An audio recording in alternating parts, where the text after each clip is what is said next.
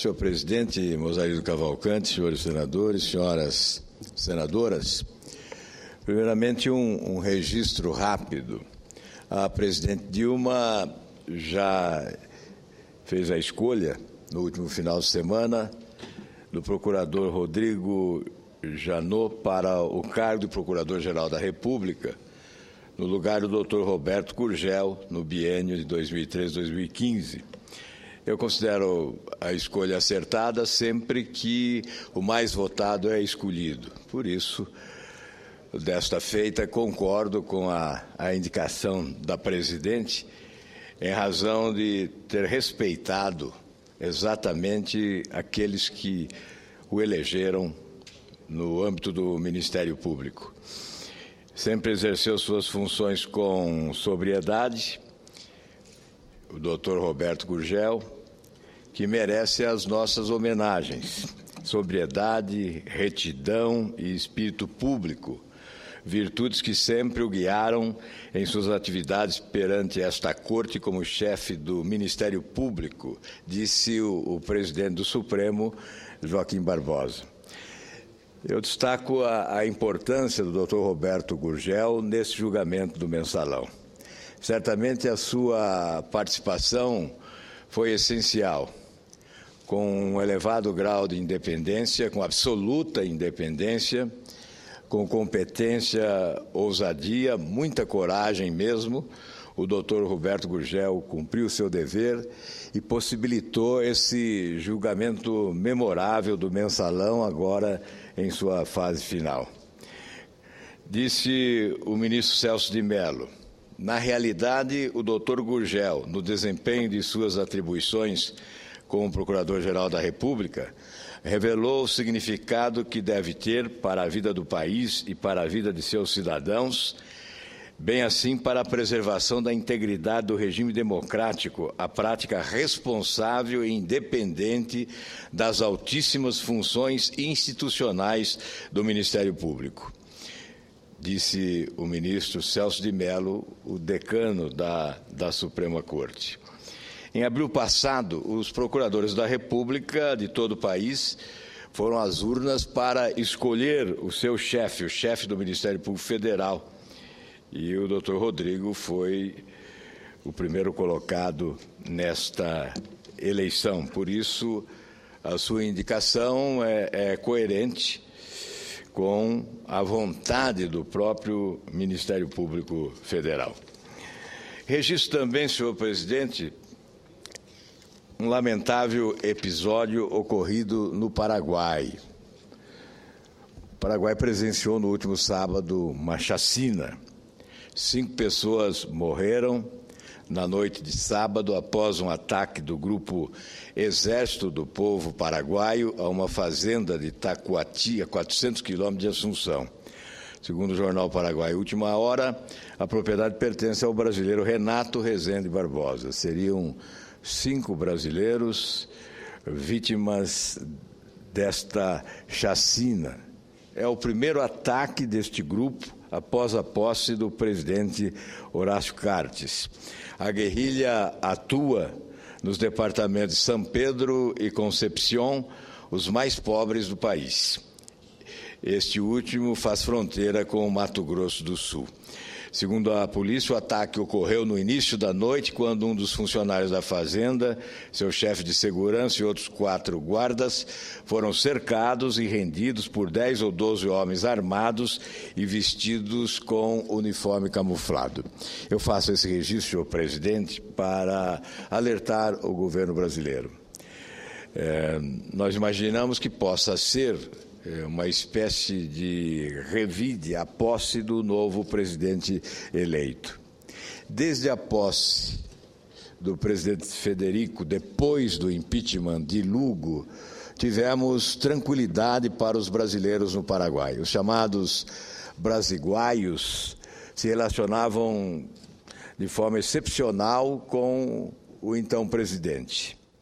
E nesse período, nesse interstício, desde o impeachment até a posse do último final de semana, nós tivemos um período de paz e de tranquilidade para que os brasiguaios trabalhassem e produzissem no país vizinho. Agora, esse primeiro episódio, é bom que o governo brasileiro tenha consciência da sua responsabilidade em relação a esse fato e atue com rigor para impedir que outros brasileiros possam ser vítimas de chacinas desta natureza que nós lamentamos profundamente, porque o objetivo dos dois países deve ser a relação pacífica, cordial, diplomática e produtiva, sobretudo, já que temos interesses comuns no plano econômico. Era esse o registro que queria fazer em relação a essa questão, senhor presidente, mas abordo questão da maior importância para o Poder Legislativo. Faz tempo que o governo vem usando e abusando de forma não republicana do instrumento da medida provisória. Esse é um assunto cansativo. Além das medidas provisórias saírem da origem com vícios de inconstitucionalidade por tratarem de temas diversos, elas são usadas no Congresso Nacional para atender os interesses do governo. Há algum tempo apresentamos dessa tribuna um balanço sobre as medidas provisórias em tramitação. Mais uma vez, gostaria, senhor presidente, de apresentar aqueles números para ilustrar bem em que se transformou esse instrumento da medida provisória. Os números evidenciam a banalização. Durante o governo Dilma, foram editadas 102 medidas provisórias tratando dos mais diversos temas urgentes ou não, relevantes ou não. A maior parte tratando de inúmeros assuntos desconexos no mesmo texto.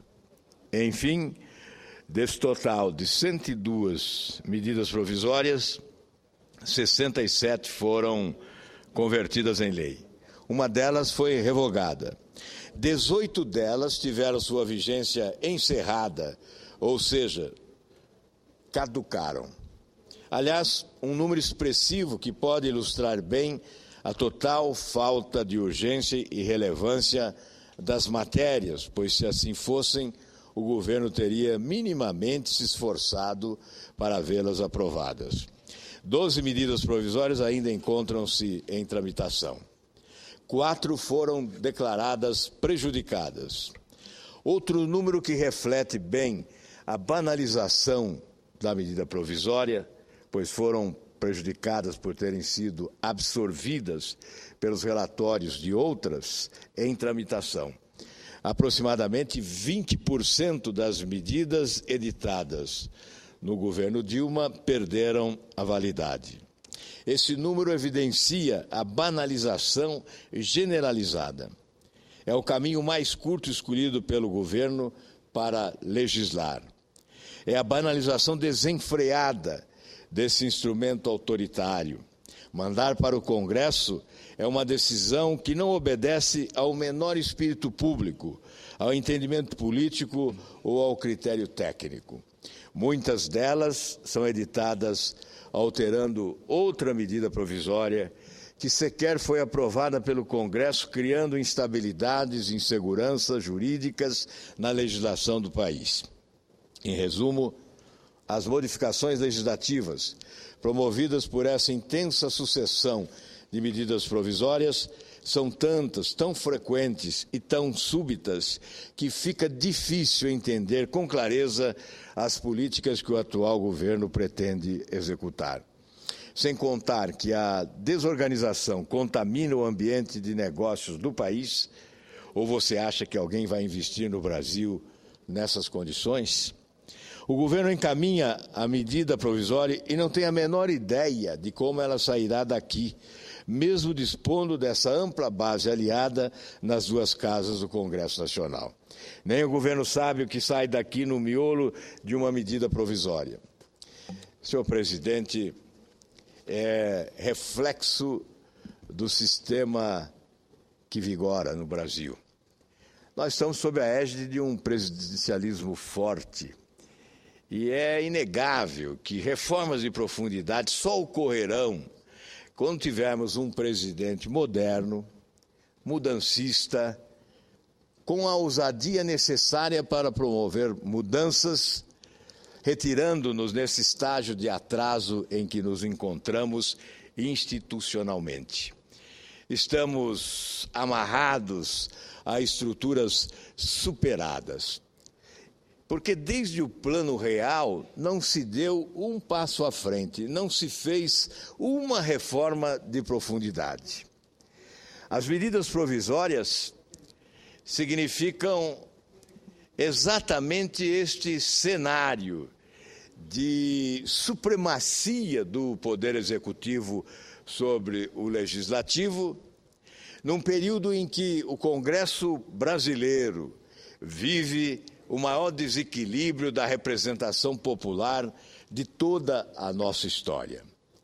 Esse sistema promíscuo de cooptação dos partidos políticos para a base de apoio ao governo, de cooptação de todos os políticos suscetíveis às luzes da ribalta, ou seja, a esse chamariz que é o Tesouro Nacional, na distribuição de recursos, não apenas através de emendas parlamentares, mas através dos favores, das concessões, das benesses oferecidas, através do aparelhamento do Estado, com o loteamento dos cargos entre aqueles que se tornam apaniguados, porque há a sombra do poder no país. Esse sistema é a causa deste lastimável cenário em que o Executivo se impõe através das medidas provisórias e as reformas não acontecem. Não acontecem porque não há interesse. Não há interesse porque prevalece o imediatismo, o oportunismo de quem governa e que não enxerga além do horizonte temporal do seu próprio mandato. Porque se tivesse visão estratégica de futuro, certamente reformas ocorreriam como a tributária. Se o sistema federativo promove o maior desequilíbrio entre os entes federados, um desequilíbrio que sacrifica especialmente os municípios brasileiros, se esse sistema federativo está desequilibrado, é inegável que este pacto novo, um novo pacto federativo, passaria também por uma reforma tributária que viesse a estabelecer justiça fiscal e justiça distributiva, com os recursos sendo distribuídos proporcionalmente às missões que são impostas a todas as unidades da federação, fato que não ocorre atualmente.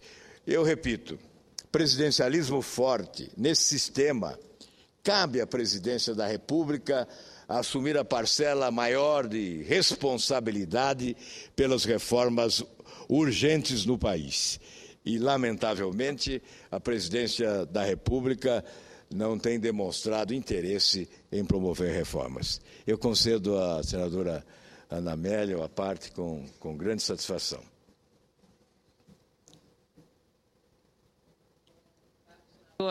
Caro senador Álvaro Dias, eu estou acompanhando o seu pronunciamento, mas volto ao tema do Paraguai, porque tive a honra, junto com o senador Roberto Requião e o senador Luiz Henrique da Silveira, e em nome da Comissão de Relações Exteriores, a ter acompanhado na quinta-feira a posse do novo presidente Horácio Cartes.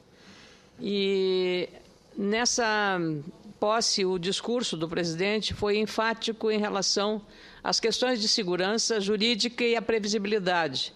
E isso realmente acontece 2 dias depois da posse, em que ele declarou guerra não apenas à pobreza, mas também guerra ao crime organizado.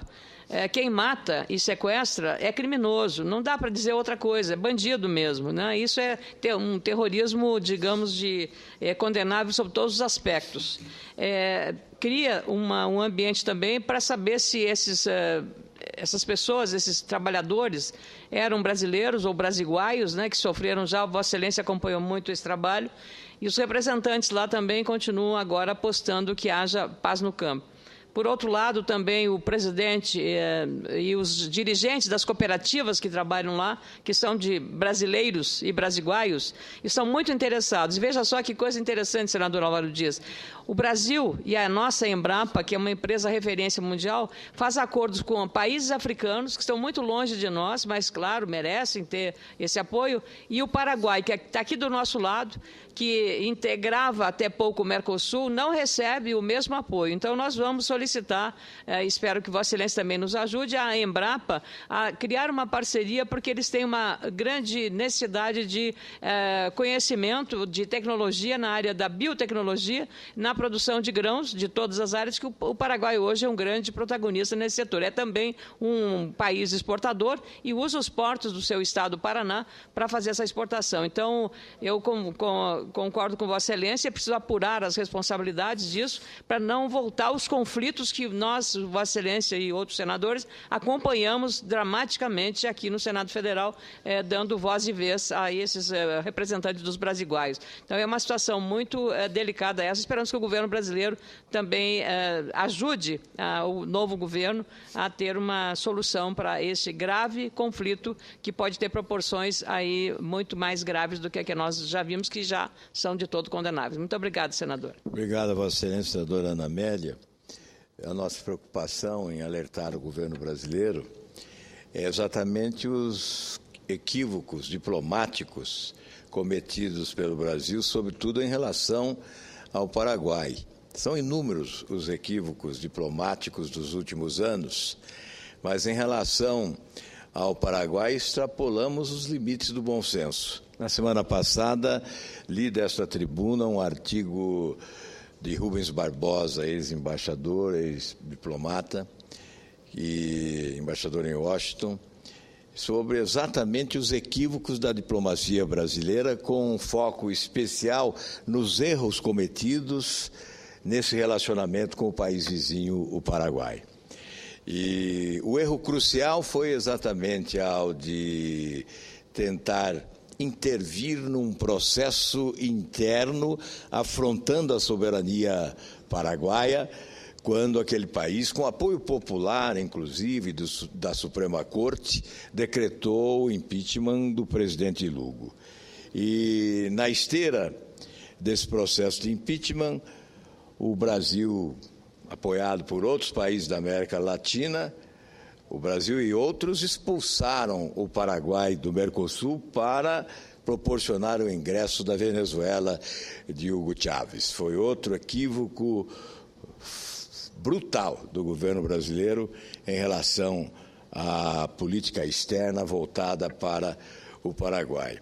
E equívoco que nós apontamos aqui há mais tempo foi quando o governo brasileiro se dispôs a pagar mais pela energia paraguaia de Itaipu, da binacional Itaipu. Surpreendentemente, aliás, é parte também do artigo de Rubens Barbosa, não entender como o governo brasileiro, depois de afirmar taxativamente que não havia razão para o reajuste das tarifas, porque tecnicamente o que se fazia era o correto, e depois nós sabemos que existiram outros interesses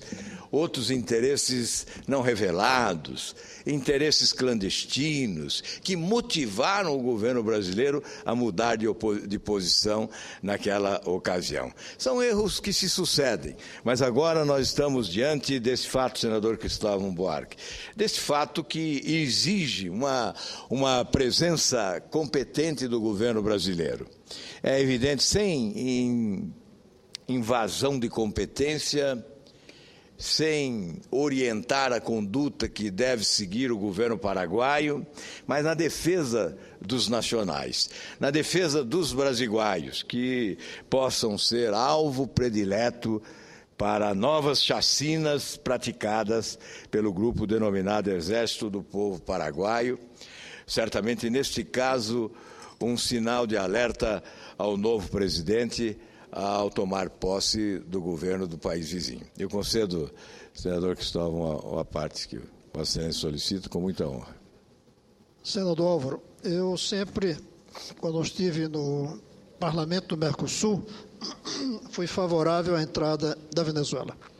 Sempre achei que o Estado venezuelano estava acima do seu governo e que, por isso, era importante para a economia. Mas a maneira como a Venezuela entrou é um processo golpista e que traz grandes desvantagens pela quebra das regras, inclusive porque, de certa maneira, a Venezuela entrou de forma ilegal, conforme os regimentos anteriores, e por isso fica numa posição incômoda, a ponto de que o novo governo do Paraguai, eu até entendo, do ponto de vista legal que eles estão querendo fazer, dizem que só voltam ao Mercosul depois que sai a Venezuela para se discutir com o Paraguai e os 4 que ficarem decidirem trazer a Venezuela. Ou seja, criou-se um impasse por conta da má administração naquele momento. Porque se a gente acha que a Venezuela está muito acima do governo daquele momento e de qualquer outro, tinha que ver que o Paraguai também estava bem acima do governo daquele momento, que veio de um processo de impeachment. Tinha que ter respeitado o Paraguai como uma entidade diferente do seu governo anterior. Até mesmo porque não houve uma ruptura da ordem. Foi dentro da ordem estabelecida constitucionalmente. Foi um grande erro. O que me preocupa, senador Mozarildo, é que aparentemente não é o único erro. E nem é também, além de erro e acerto, não é também a mesma falta de uma estratégia mais longa na política externa brasileira.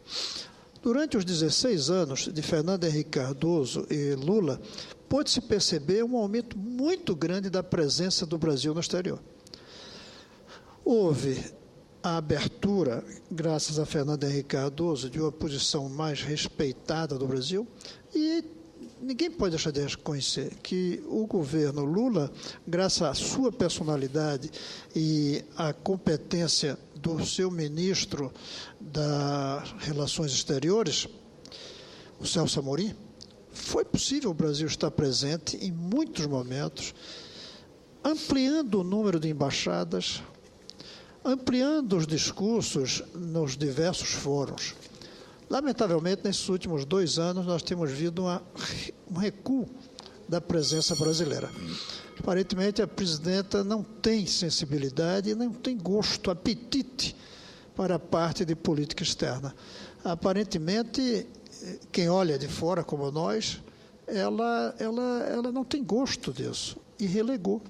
E o Ministério passou a ter menos força, menos influência sobre ela, como tinha Celso Amorim com o presidente Lula quando era preciso. Isso faz com que a gente esteja passando por um retrocesso da presença brasileira no exterior. E, além dos erros e acertos, sobretudo dos erros que têm sido cometidos especificamente, como no caso do Paraguai, tem havido um retrocesso estratégico. O Brasil hoje é um país menos presente, menos respeitado do que era 3 anos atrás no cenário internacional. Muito obrigado, senador Cristóvão. Vossa Excelência sempre com muita lucidez, abordando questões importantes que dizem respeito aos momentos que nós estamos vivendo no Brasil. Eu, ao concluir, senhor presidente, espero que providências sejam adotadas urgentemente para restabelecer a tranquilidade e a segurança entre os brasileiros que vivem no Paraguai. Repito que tivemos um período de paz, de tranquilidade, de segurança jurídica para que os brasileiros lá produzissem, que foi exatamente nesse interstício entre o impeachment do presidente Lugo e a posse agora do presidente Cartes. Nós já esperamos que o governo brasileiro possa rever também a sua posição em relação ao Mercosul, uma vez que considero correta a atitude do novo presidente paraguaio ao impor determinadas exigências para o retorno do seu país ao bloco econômico. Muito obrigado, senhor presidente.